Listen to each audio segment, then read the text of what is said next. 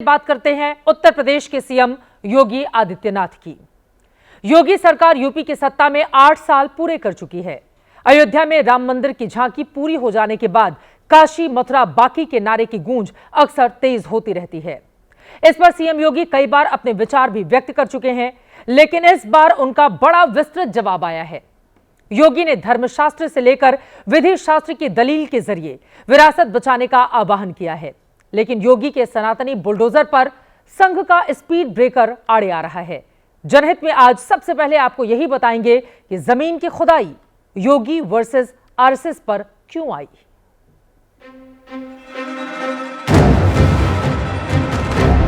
जितने भी होंगे सब ढूंढेंगे, सब निकालेंगे और दुनिया को बोलेंगे कि भगवान ने जिसको आंखें दी हैं वो आके देखो तो क्या हुआ था संभव। ये योगी का वो सनातनी संकल्प है जिसकी गूंज आने वाले दिनों में यूपी की फिजा में और तेज होने वाली है। काल के कपाल पर सनातन के खिलाफ लिखी हर क्रूर कहानी के किरदारों को सामने लाने की तैयारी है। तलवार की नोक पर पड़ी धर्मस्थलों की नींव योगी की दलीलों के बुलडोजर की जद में है। भाई आपको उपासना विधि की पूरी छूट है, कहीं भी आप बनाइए, लेकिन आप तो इस्लाम के मुद्दों से ही भटक करके काम किए हैं। पर ये तो बन चुके हैं, अब ये बन नहीं चुके हैं। इस्लाम कहता है कि किसी भी हिंदू मंदिर या किसी हिंदू घर को तोड़ करके आपके द्वारा बनाई गई कोई भी इबादत गृह एक खुदा को स्वीकार्य नहीं। क्यों आपने बनाई? आप तो इस्लाम के विरुद्ध आचरण कर रहे हैं। योगी राज में ही कानूनी रास्ते से अयोध्या में 500 साल बाद मंदिर बना। रामलला टाट से भव्य मंदिर में पधारे। अब अयोध्या की इसी तस्वीर को योगी मथुरा, काशी और संभल में दोहराने की तैयारी में है। कानून के दायरे में रह के सब काम कर रहे हैं। अगर कानून के दायरे में रह रहे हैं तो फिर आप मथुरा की बात क्यों उठा रहे हैं? मथुरा की बात क्यों नहीं उठानी? मथुरा श्री कृष्ण की जन्मभूमि नहीं है क्या? पर वो तो अब कोर्ट में है ना। कोई कोर्ट का ही आदेश पालन कर रहे हैं ना, तो अब तक तो वहां बहुत कुछ हो गया होता। तो अयोध्या, काशी, अब फिर मथुरा भी, और कितने और?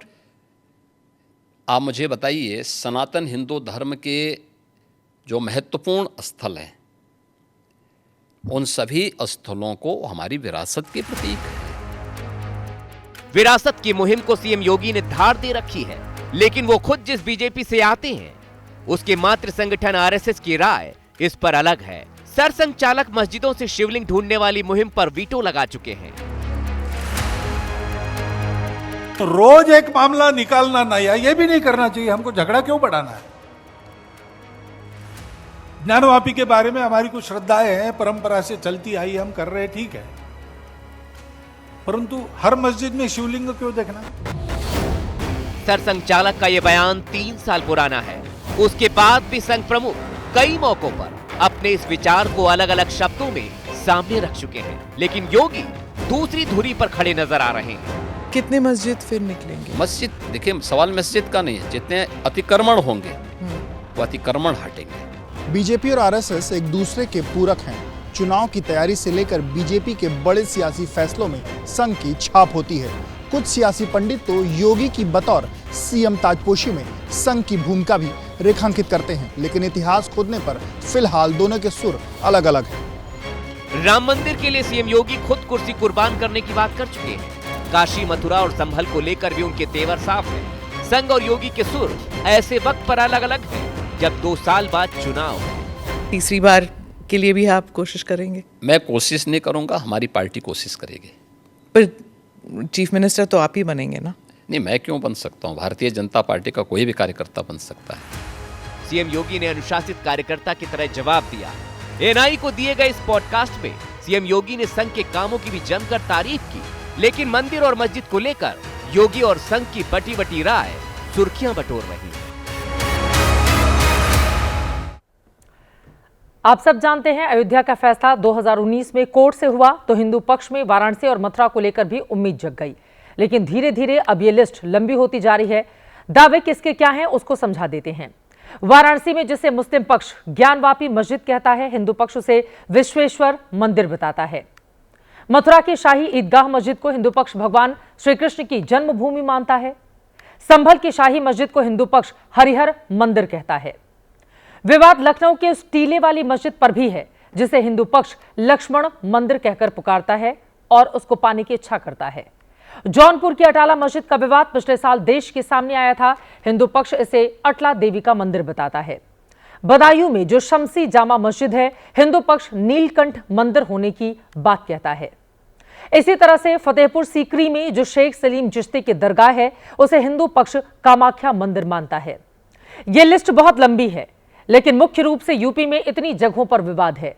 जब से संभल का विवाद बढ़ा, तभी से इन जगहों को लेकर भी सियासी तपिश देखने को मिल रही है। संघ और बीजेपी के रिश्तों में एक बात तो है, आप इनकी दूरियों और दरारों की सिर्फ रीडिंग ही कर सकते हैं। आप ये सोचें कि ये दोनों अपने मतभेदों को कभी खुलेआम स्वीकार करेंगे, तो ऐसा कभी होता नहीं दिखा। योगी आदित्यनाथ इस इंटरव्यू में मुस्लिमों पर भी बोले। उन्होंने कहा कि हिंदुओं के बीच मुसलमान सुरक्षित हैं। फिर यह भी पूछा, क्या मुस्लिमों के बीच रहकर हिंदू सुरक्षित हो सकता है? बटेंगे तो कटेंगे का नारा योगी आदित्यनाथ का था। 80-20 की बात भी योगी ने ही सबसे पहले कही थी। दंगों पर बुलडोजर जस्टिस कॉन्सेप्ट भी योगी ही लेकर आए थे। सड़कों पर नमाज पढ़ने पर बैन भी पहले योगी ने ही लगाया था। मस्जिदों से लाउड स्पीकर का शोर भी पहले योगी ने रोका। इसीलिए शोर मचता है कि यूपी में मुसलमान सुरक्षित नहीं है, उसे दबाया जा रहा है। एनआई के पॉडकास्ट में योगी आदित्यनाथ ने इसका जवाब दिया कि यूपी में हिंदू सुरक्षित हैं तो मुसलमान भी सुरक्षित हैं, बल्कि मुसलमान सबसे ज्यादा यूपी में ही सुरक्षित हैं। उत्तर प्रदेश में मुसलमान सबसे ज्यादा सुरक्षित। दंगे यहाँ यूपी में होते थे जो 2017 के पहले अगर हिंदू की दुकान जलती थी तो मुसलमान की भी जलती थी, और 17 के बाद से दंगे बंद हुए।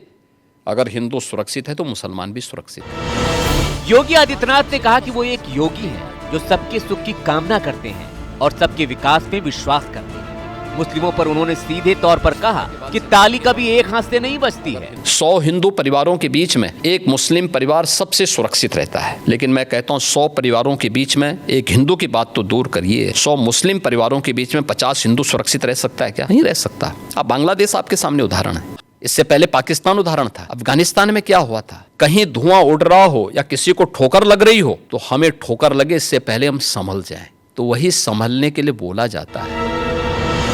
होली में मुस्लिमों ने तिरपाल से मस्जिदें ढक ली थी। योगी ने कहा कि यह संकीर्ण सोच थी, इसमें डर नहीं था बल्कि प्रपंच ज्यादा था। रंग खेल रहे हैं तो हो सकता गया तो उससे कोई अस्तित्व खराब तो नहीं हुआ किसी का। आप मुझे बताइए, मुहर्रम में जुलूस निकलते हैं, क्या उनका झंडे की छाया मंदिर के आसपास या किसी हिंदू घर के ऊपर नहीं पड़ती है क्या? क्या उससे हिंदू घर अपवित्र हो जाता है क्या? योगी ने कहा कि सनातन सबको स्वीकारता है। इसका ये मतलब भी नहीं है कि औरंगजेब और उसकी मानसिकता भी स्वीकार होगी। औरंगजेब को समाजवादी पार्टी का आदर्श बताए जाने पर अखिलेश यादव ने भी पलटकर जवाब दिया। हमारे मुख्यमंत्री जी ये बताएं उनकी कुर्सी सुरक्षित है कि नहीं है, इसलिए वो कह रहे होंगे हमारे सब भाईचारा बहुत अच्छा है। जो आदर्श है वो औरंगजेब है, उनका एक बयान सामने है। अगर ये मैं कहूँ कि अगर मेरे आदर्श योगी हैं तो हम तो पगला जाएंगे। क्या कपड़े पहनने पड़ेंगे अगर हमारे वो आदर्श हो जाएं तो? हमारे आदर्श लोहिया जी हैं। हम लोग डॉक्टर भीमराव जी के, अम्बेडकर जी के रास्ते पे चलते हैं।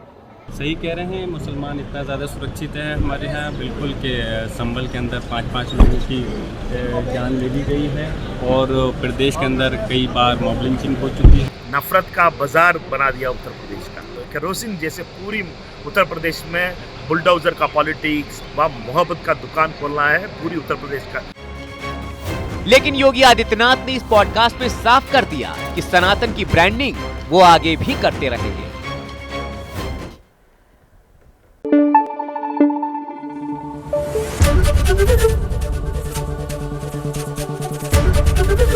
एबीपी न्यूज आपको रखे आगे।